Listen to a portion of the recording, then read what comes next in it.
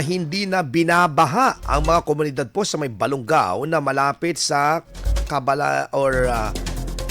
Cabalancian River dahil po sa tinayong flood control project sa kabila ng naranasang pag-uulan. Ayon po sa lokal na pamahalaan, pangmatagalan na solusyon ng naturang proyekto sa barangay na kitang-kita dahil dumadaloy din sa bayan ang Banila at Matablang Rivers. Dahil dito, protektado na mga kabayan at ilang mga sakahan mula sa malawakang pagbaha dahil sa posibleng pag-apaw ng ilog.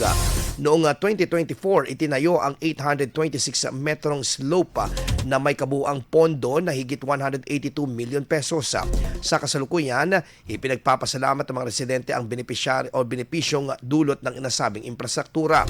Samantala, may mga umaapila naman na masemento na rin ang kabilang bahagi ng komunidad na malapit din sa ilog. IFM News. IFM News. IFM News.